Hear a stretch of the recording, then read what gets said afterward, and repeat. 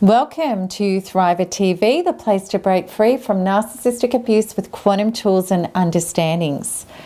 From our human framework, it seems atrocious, horrible, and unthinkable that narcissists hurt people like they do. In fact, this can be one of the most painful things to try to recover from. Why do they do that? So, in today's Thriver TV episode, I want to help you understand why narcissists do what they do and how we can protect ourselves against this. Okay, so before we get started, thank you to all the new and existing subscribers. And if you haven't yet subscribed, I want you to remind you to please do. And if you like this video, please make sure you give it a thumbs up. All right, so let's get going on today's episode. I want to have a look at hurt people hurt people. And you may have heard this expression before and think, well, that's no excuse. There are people who are hurt who don't treat people like that. And I get that and I understand it. There are great people despite what happened to them. And there are people who are damaged and emotionally stunted who do what they do because of their model of the world that they established due to being traumatized.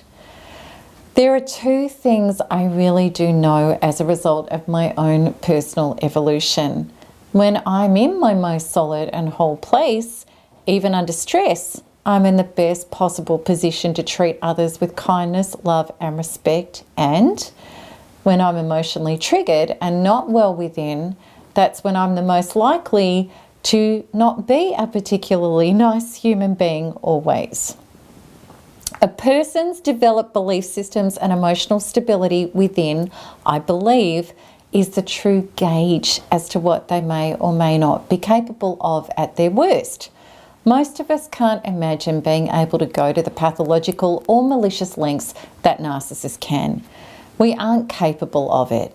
However, when we were under siege in narcissistic relationships and having our souls shredded, most of us said and did some things that we were certainly not proud of. And it's not just true that hurt people, it's also very true that when you're around sick people who are not taking any responsibility to face and heal their own inner demons, you not just get hurt, you also get sick. In regard to abusive people, I adore what Neil Donald Walsh says. It's this expression: what is it within you that hurts so much that you need to hurt me? And that's what today's discussion is all about. For those suffering from narcissistic personality disorder, there is a very disordered, delicate emotional balancing act going on.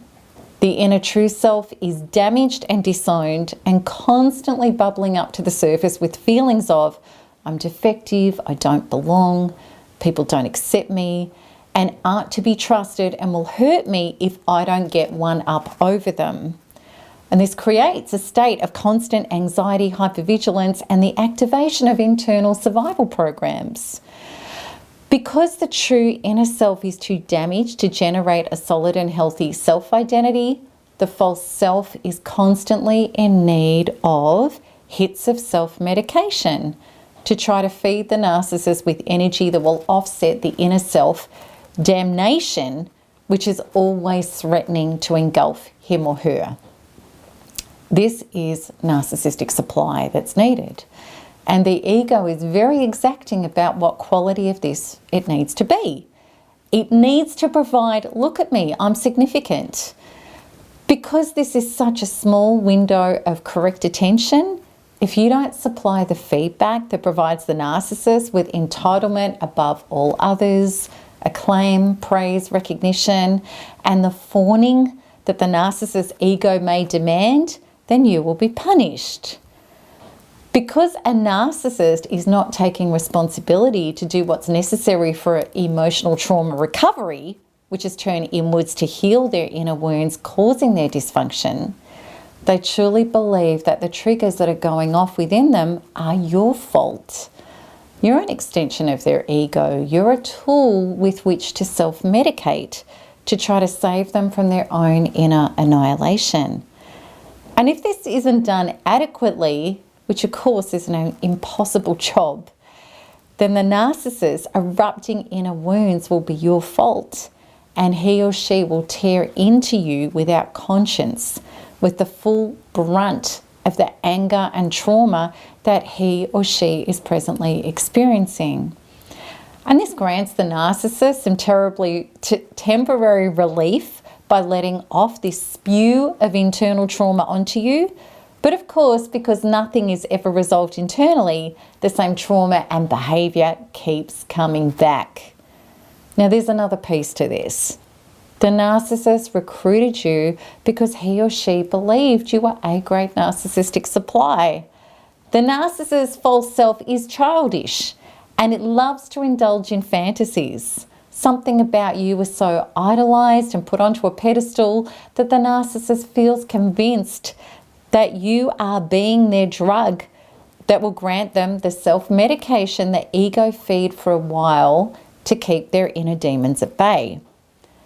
But of course, when this starts to wear off, as all mature relationships do, and the real life necessity of two people cooperating and doing a workable partnership together, the narcissist starts hating that you're not the durable self-medication object that he or she assigned you to be. Then inevitably the narcissist will start devaluing you and blaming you and sourcing newer, fresher ego supply elsewhere. Naturally, at this point, you wonder where that wonderful, adoring person went. That person wasn't ever in love with you. He or she was merely getting off on the narcissistic supply that you were providing. Let's have a look at the divorcing from humanity within the narcissist. When we ask ourselves, how are people capable of that? This is what we need to understand. Their connection to humanity internally has been disowned. Our inner being is our connection to everything. Ourselves, source, life, God, others, our higher power, all of existence.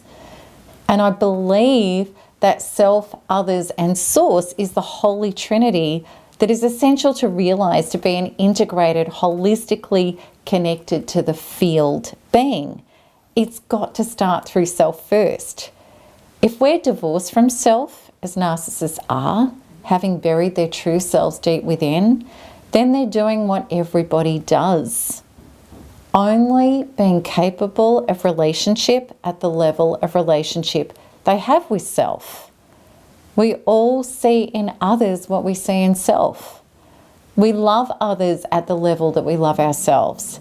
How much self-rejection and self-abandonment is there within a narcissist who declares, I will not be me, I need to be a fictitious character instead? How do narcissists see others?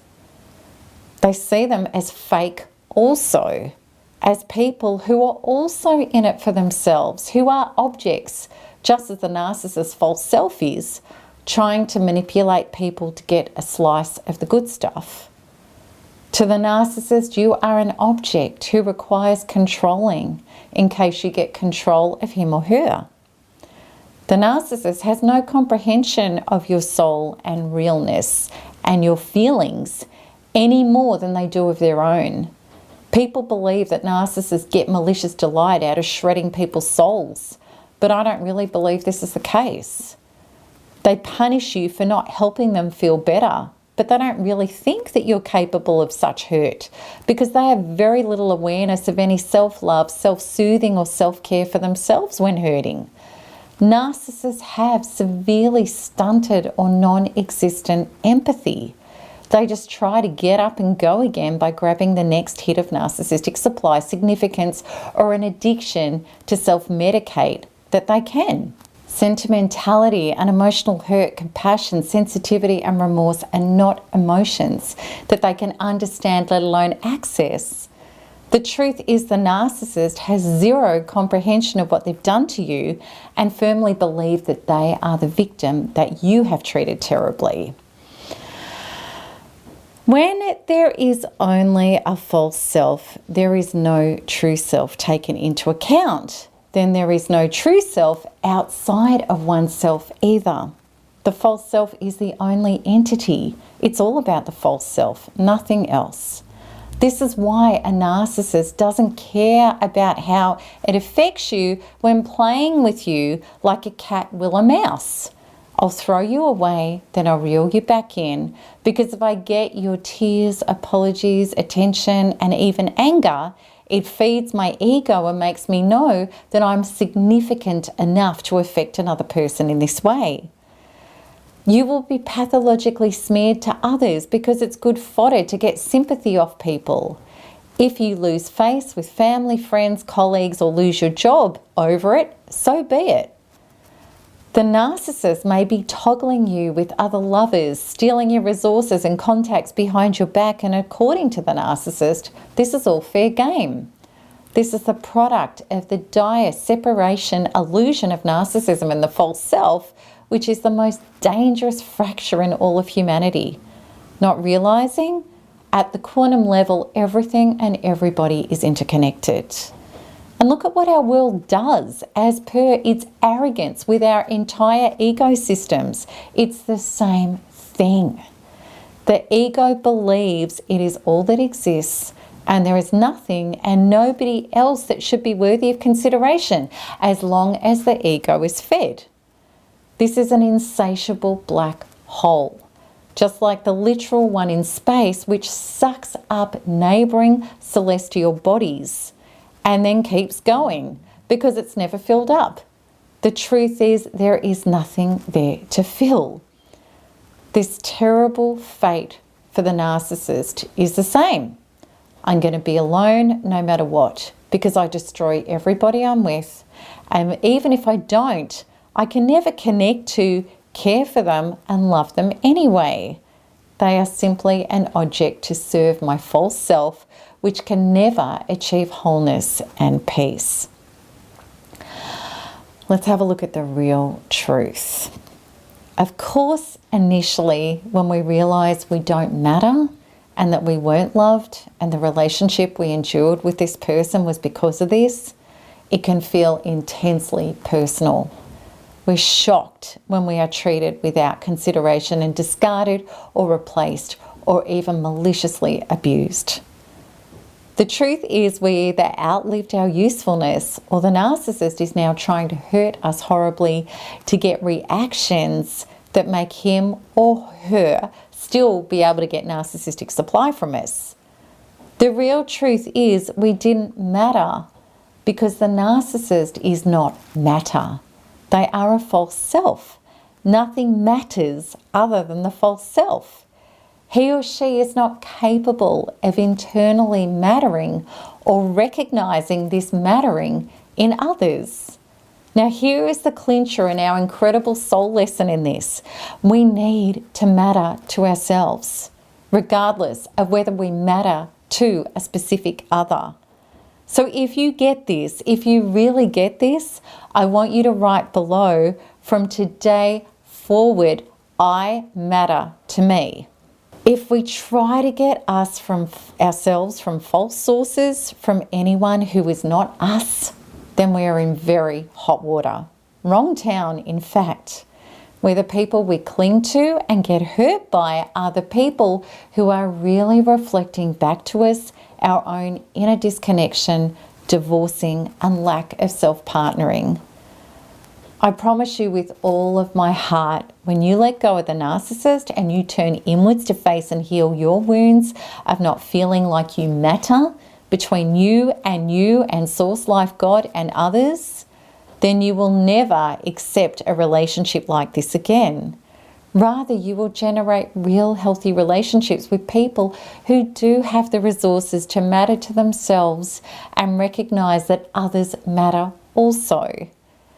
And you will let go easily of other people who you realize just don't have these resources. I want you to understand the total truth that can help wake us up. We cling to people who hurt us when they're not providing us with what we haven't yet healed and provided within ourselves. So as the full circle with this Thriver TV episode, which all of mine really are, this is not actually about the narcissist hurting you. That's a given. That's just what narcissists do. This is really about your turning away from them and inwards and healing you so that you can stop being stuck in the pattern of hurting yourself. Do you realize that as much as the narcissist is punishing you for not granting the perfect, ever constant narcissistic supply, you're holding the narcissist responsible for not giving you healthy love and inner solidness and peace? The insanity has got to stop. The narcissist is not going to take self-responsibility, but you can. Okay, so to start healing from the pain and the madness, I invite you to join me in my 16-day free course where you will get relief and clarity. And as I said, all of that's free. So come with me by clicking the link at the top right of this video. And if you want to see more of my videos, please subscribe so that you're going to be notified as soon as each new one is released. And if you liked this, give it a thumbs up. Also, please share with your people so that you can help them awaken to these truths. And as always, I'm greatly looking forward to answering your comments and your questions below. So until next time, keep smiling, keep healing, and keep thriving because there's nothing else to do. Lots of love. Bye-bye.